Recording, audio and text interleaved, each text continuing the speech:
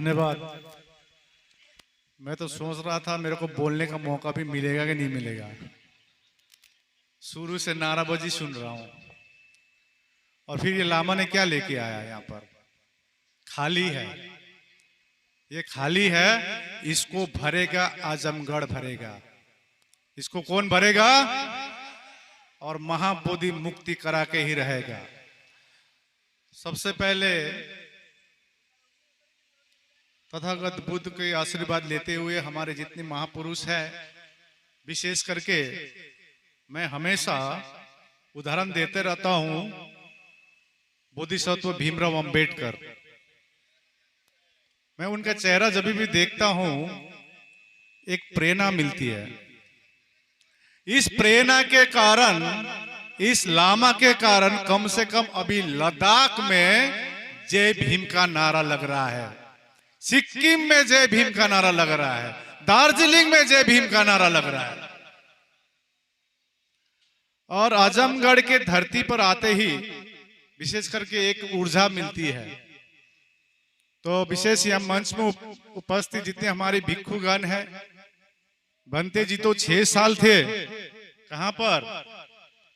बोध गया में। उनको तो 6 साल में क्या प्रताड़ित हुआ होगा उनको ही मालूम है, लेकिन बोलेगा नहीं। 6 साल में उन्होंने क्या क्या झेला है वो वही जानते हैं। बनते जी खुल के बोलना पड़ेगा, क्योंकि महाबोधि महाविहार हमारा है, हमको बोलना पड़ेगा। कौन बोलेगा? बोलिए। आज जब भी महाबोधि जाते हैं हम, साल में एक बार वहां दिखती है, शिवलिंग बोल रही है, ये बोल रहे हैं, कहीं घंटी बजा रहा है, कहीं किसी का मूर्ति दिखा रहा है, और हम कुछ नहीं कर पा रहे। हम कुछ नहीं कर पा रहे।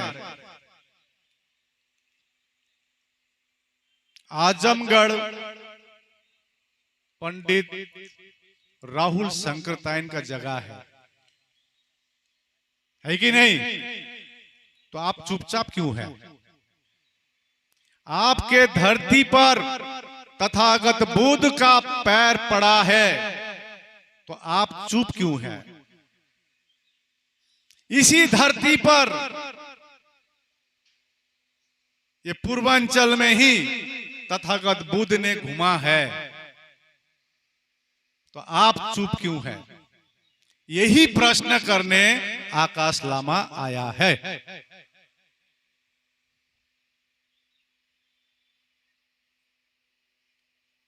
आज बीटी एक्ट 1949 इतना अन्यायपूर्ण कानून है।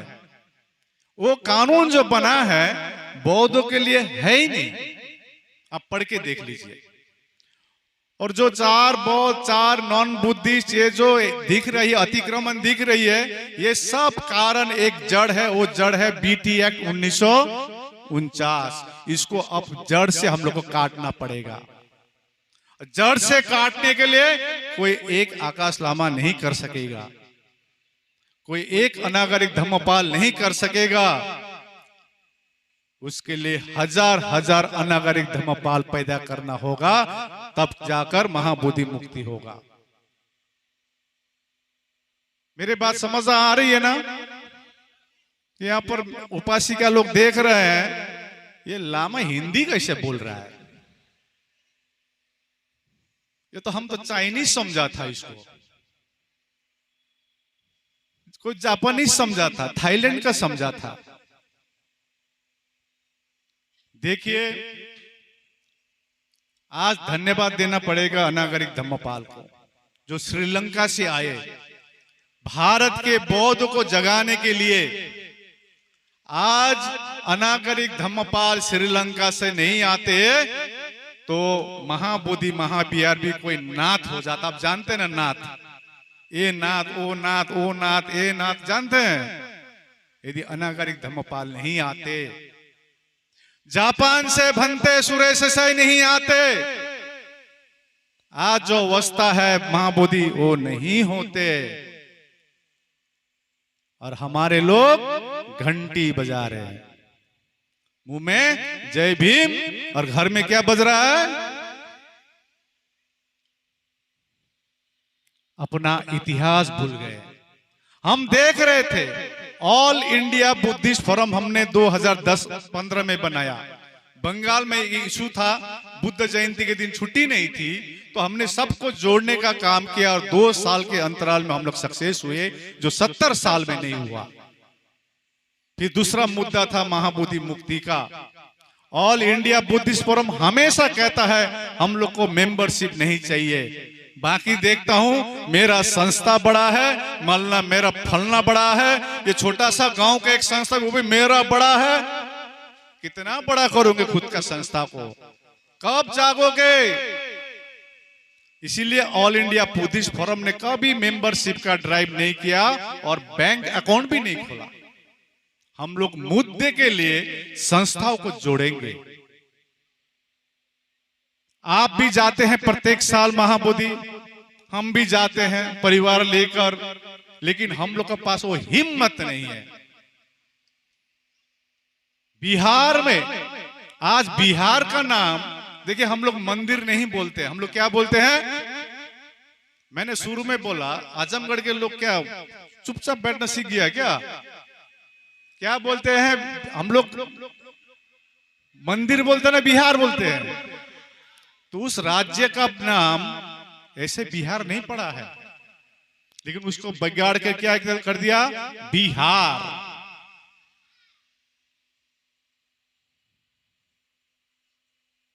आज आप देखिएगा इसी क्षेत्र में ही धम्म का उत्पत्ति हुई है, लेकिन अंधकार इसी जगह में बना दी गई। हमारे दिमाग में प्रथा डालकर, कुछ पाखंड डालकर हम लोग का दिमाग क्या कर दिया? तो हम देख रहे थे इतना बड़ा बड़ा संस्था है बाबा साहब के नाम पर, भिक्खु संघ है, हमारी लामा संघ है, क्यों आगे क्यों नहीं आ रहा कोई संस्था? तो हमने एक कोशिश किया। एक कहानी है, आपको विदित मालूम है ये कहानी। एक बार जंगल में आग लगती है। वो छोटी सी चिड़िया की कहानी जानते हैं आप? हाथ उठाए कौन जानते हैं? लेकिन मैं जो बोलूंगा वो नहीं जानते हैं, इतना गारंटेड है। तो एक बार आग लगा जंगल में, एक छोटा सा चिड़िया प्रयास किया आग को बुझाने के लिए, वो मालूम है आपको। तो वहां पानी लेकर अपनी चोंच पर पानी डालते रहा। सभी जानवर हंसी मजाक कर रहे थे, भाग तेरा जल जाएगा, उसका पंख भी जल गया। सभी बोले भागो भाई, ये तो पागल है। तो एक हाथी आया, ये मालूम नहीं होगा आपको। एक हाथी आया और बोला भाई तू चिड़िया भाग यहां से, तेरा जल जाएगा। तो वो चिड़िया ने क्या कहा कि जब ये जंगल की आग की इतिहास लिखी जाएगी तो मेरा नाम आग बुझाने में होगा, भागने में नहीं होगा। तब जाकर उस हाथी को अक्ल आया और हाथी ने सूंड उठाया और सबको आवाज दी और सभी हाथी मिलकर आग बुझाने लगे। तो मैं आजमगढ़ उत्तर प्रदेश आने का मेन कारण है कि बड़े बड़े हाथी लोग बैठे हुए हैं ना, आप आइए, नहीं तो आने वाले जनरेशन पूछेगी आप क्या कर रहे थे। क्योंकि महाबोधि महाविहार किसी दूसरों का नहीं है, हमारी है। संसार में कहीं भी ऐसा व्यवस्था नहीं है जो उस धर्म के लोग दूसरे धर्म के लोग चला रहे, उस मंदिर मस्जिद चर्च।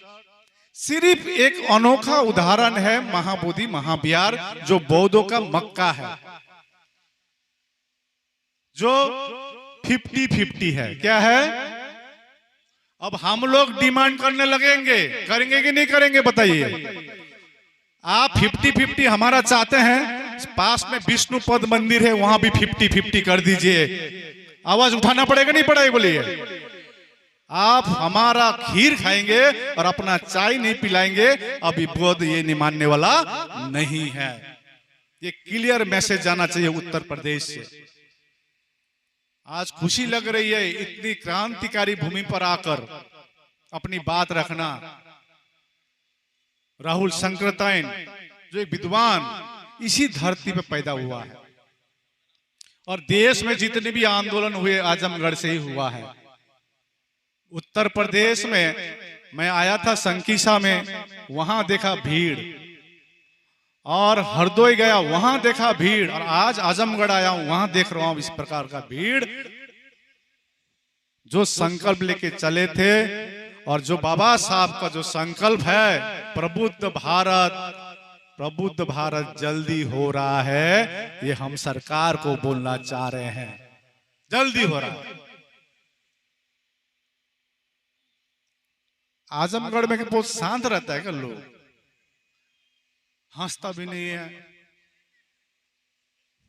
वहां भी यही था, बिहार में भी हम आंदोलन कर रहे हैं, इतना गंभीर से देखो। फिर गंभीर तो गंभीर, कुछ लोग तो ऐसा भी करता है, मुझ छोड़ दीजिए। अब हम लोग को अपना काम से जीतना है। तथागत बुद्ध ने अपने उपदेश से पूरे संसार को कब्जा किया कि नहीं किया। डॉक्टर अंबेडकर सिर्फ दलित का नेता नहीं है। आज आपको गर्व होगा, नॉर्थ कोरिया, उत्तर कोरिया, जो जहां पर तानाशाह होता है वहां भी डॉक्टर अंबेडकर का मूर्ति लगा है। इसके लिए आपको ताली देना चाहिए उनको।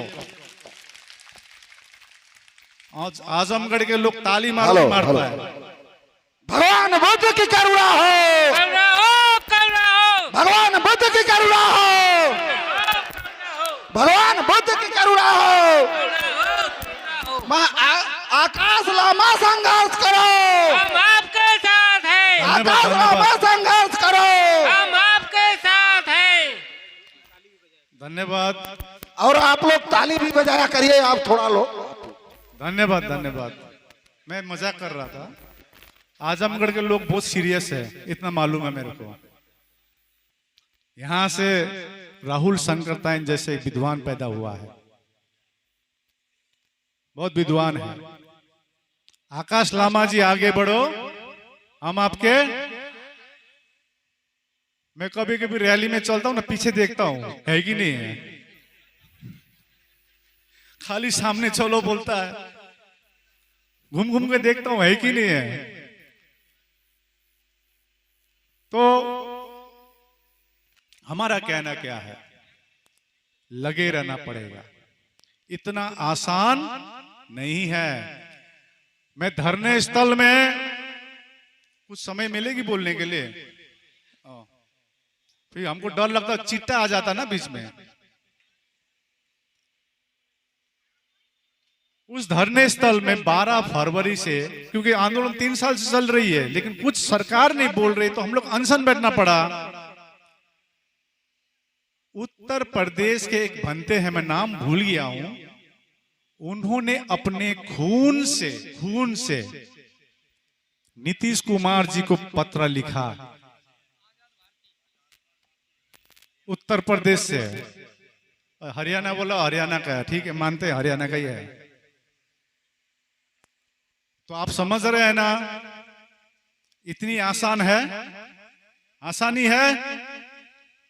तो इसके लिए हमको क्या करना पड़ेगा, शांतिपूर्वक संघर्ष करना पड़ेगा। मैं हमेशा कहता हूं, शांति ही क्रांति है, शांति से।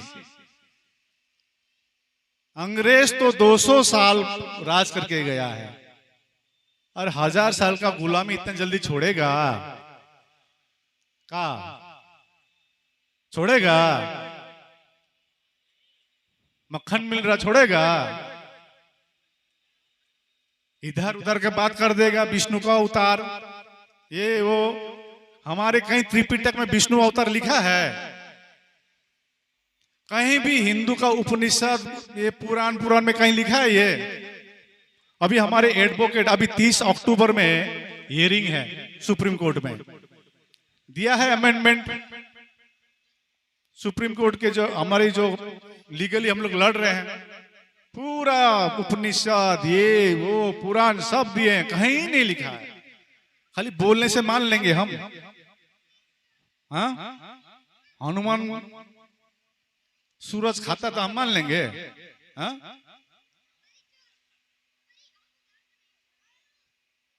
जानना पड़ेगा, छानना पड़ेगा। तो हमारे लोग जान गए हैं।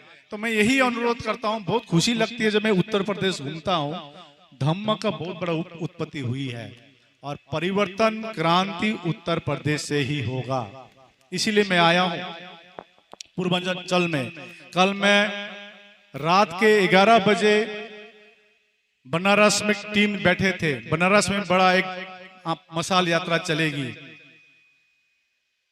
और मैं श्रद्धा मित्र भंते से अनुरोध करता हूं, आप प्रभारी है उत्तर प्रदेश के, उत्तर प्रदेश में गांव गांव में महाबोधि महाविहार मुक्ति का मशाल चलना चाहिए।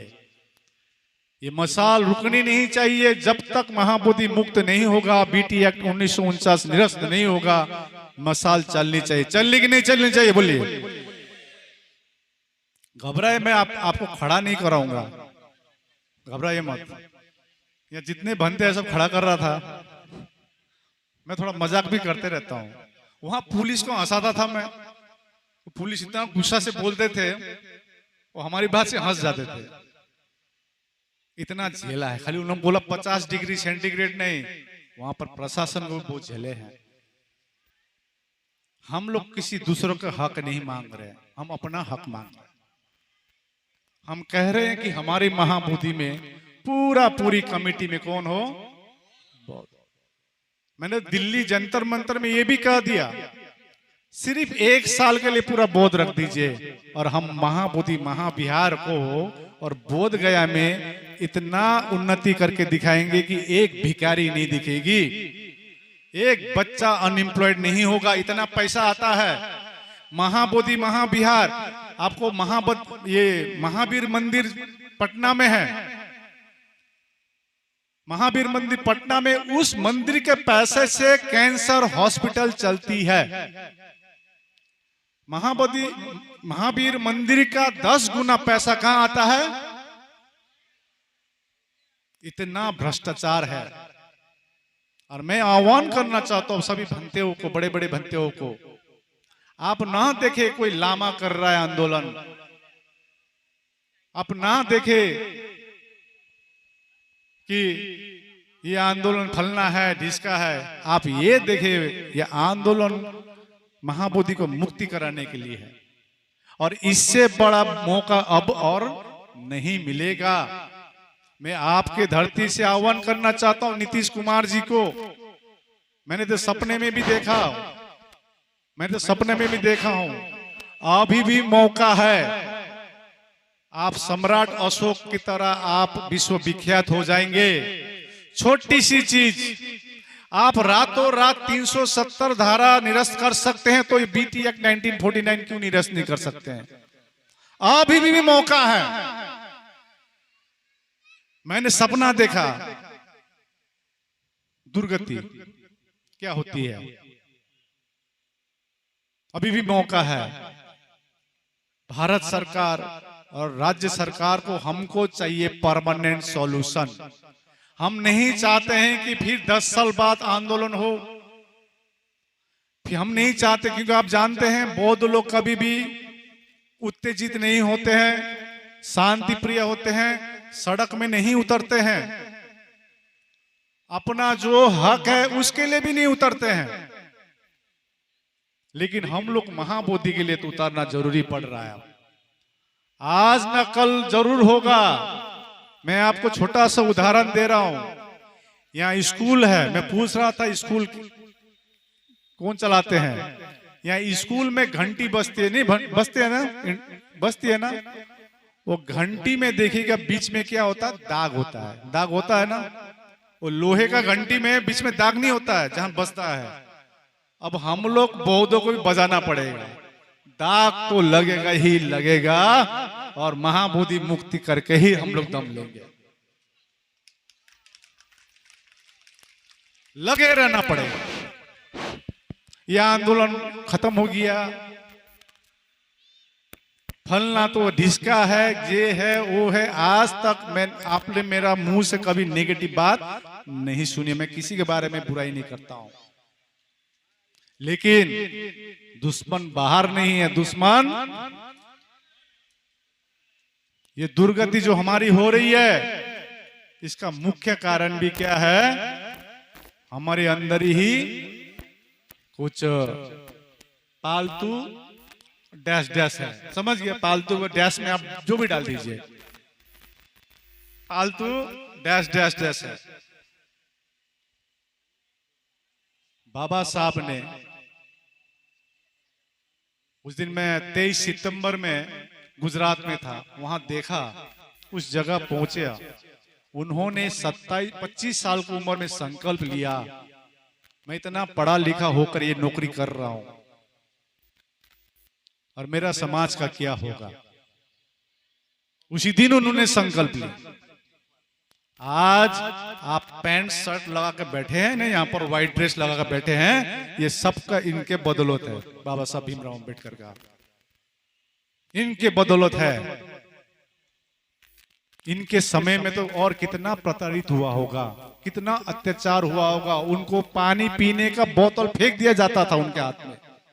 सोचिए, अपना इतिहास जानिए। युवा, आज मेरे को अच्छा लग रहा है कि युवा बहुत है यहाँ पर।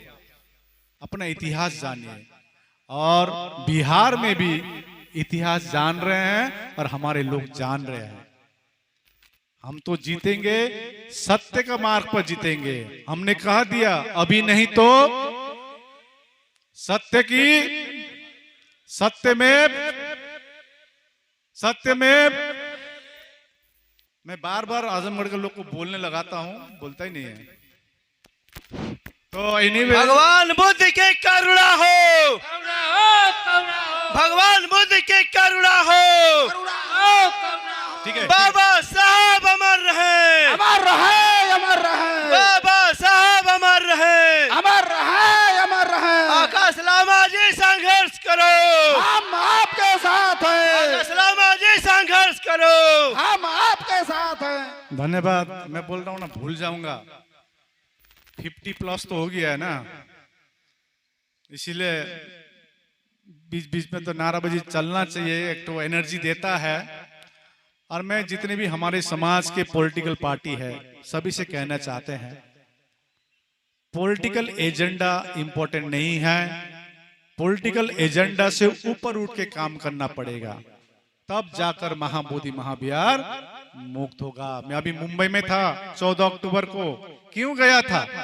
किसी ने तो मेरे को इतना भी लांछन लगा दिया कि ये फलना एजेंट है।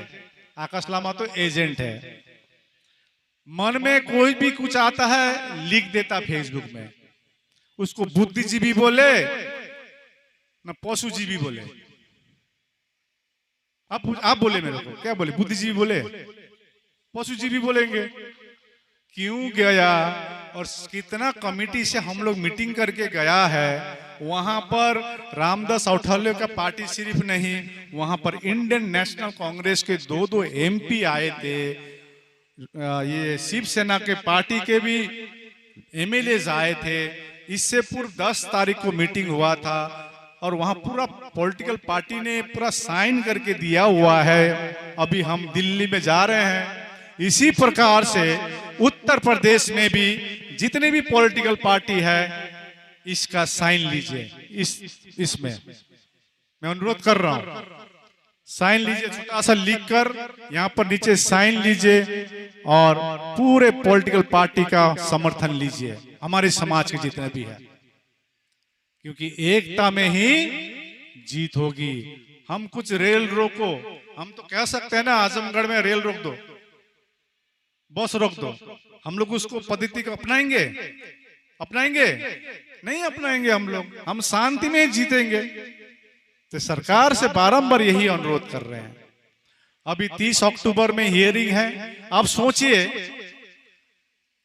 2012 में भंते सुरेश देसाई ने सुप्रीम कोर्ट में रिट पिटीशन डाला था, लेकिन 13 साल में कोई सुनवाई नहीं हो रही है। 2018 में भी बुद्धि सोसाइटी ऑफ इंडिया के तरफ से इंटरवेन एप्लीकेशन डाला। धम्म शिखर भंते ने भी इंटरवेन एप्लीकेशन डाला, लेकिन कुछ सुनवाई नहीं हो रही है। तो हमने भी मेरे नाम से 19 मार्च में इंटरवेन एप्लीकेशन डाला। आप माने ना माने, हियरिंग तो हुआ ना, 16 मई में हियरिंग हुआ ना। ये हियरिंग हमारे एकता के लिए हुआ, ये हियरिंग हमारे एकता के लिए हुआ। अब इस एकता को तोड़ने के लिए बहुत कुछ तो करेगा ही, करेगा ही। वो लामा तो फलना है, लामा तो बीटीएमसी मेंबर का बनने के लिए, लामा तो देशद्रोही है, और हम तो अंबेडकरवादी है। हाँ, फिर कोई बोल रहा है कोई वो महाबोधि तो लामा कब्जा कर लेगा। ये तो डिवीजन तो करेगा ही। हमारे पालतू डैश डैश को तो लगा दिया है ना, लगा दिया है। तो हम लोग को अपना संघर्ष जारी रखना है निस्वार्थ भाव से। इसीलिए अभी 30 अक्टूबर में भी सुनवाई है, और 26 अक्टूबर में दिल्ली में मशाल यात्रा हो रही है। जिस प्रकार आज होगी मशाल यात्रा, 26 अक्टूबर में दिल्ली में मशाल यात्रा हो रही है। तो मैं अनुरोध करता हूं, दिल्ली इतना दूर नहीं है यहां से, आप लोग आने का कोशिश कीजिए। वहां पर जो भी आएंगे, मैं नंबर भेज देता हूं, वो रहने खाने का व्यवस्था करेंगे वहां पर, लेकिन भाड़ा तो अपना देना पड़ेगा। भाड़ा अपना देना पड़ेगा। हम कोई पॉलिटिकल पार्टी नहीं है। आज जो भीड़ यहां दिख रहा है, किसी को भाड़ा मिला है क्या? हाँ, मुर्गी मिला? ये पीड़ा आपको लेके आया, यहां पर एक पीड़ा लेके आया है। कम से कम मरने से पहले महाबोधि महाविहार मुक्त देख पाए, ये पीड़ा आपको यहां लेके आए। आए कि नहीं आए बोलिए? तो इस पीड़ा को सरकार को देखना होगा। तो 26 अक्टूबर में दिल्ली में है कार्यक्रम मशाल यात्रा, आप आइए, हमारी उपस्थिति दिखाइए, और सरकार को जानकारी दीजिए कि अब हम कोई अब अंडरस्टैंडिंग करने नहीं जाएंगे, महाबोधि को मुक्त कराएंगे। धन्यवाद, आपने बहुत मेरी बात सुनी। किसी को भी यदि चोट लगी है, मैं तो डायरेक्ट किसी का नाम लेता भी नहीं हूं और छोड़ता भी नहीं हूं। तो अपना काम करे। हवा का काम है, हवा का क्या काम है? बहना। और दीपक का क्या काम है? हवा अपना काम करे और दीपक अपना काम करेगा, और महाबोधि मुक्त करेगा। धन्यवाद। संघर्ष करो, हम आपके साथ हैं, आकाश लामा आगे बढ़ो, आपके साथ हैं, आकाश लामा संघर्ष करो, हम आपके साथ हैं। भगवान बुद्ध की करुणा हो, कर रहो, कर रहो, भगवान बुद्ध की करुणा हो, कर रहो, कर रहो। धन्यवाद। भवतु सब मंगलम। और ये आज मशाल यात्रा जो है, ये मशाल ये पूर्वांचल में गांव गांव में चलना चाहिए। ऐसा नहीं है कि आकाश लामा आए तो मशाल चलेगी। और मैं धन्यवाद देना चाहता हूं आप लोग सभी को। आजमगढ़ में अभी भी 1 जुलाई से धरना चल रही है। इसके लिए तो ताली तो कम से कम बजाइए। हम जान गए आजमगढ़ के लोग को, ताली बजाओ तो बजाएगा, उठो तो उठेगा, धन्यवाद बोलेगा धन्यवाद बोलेगा। भवतु सबम मंगलम। धन्यवाद, धन्यवाद।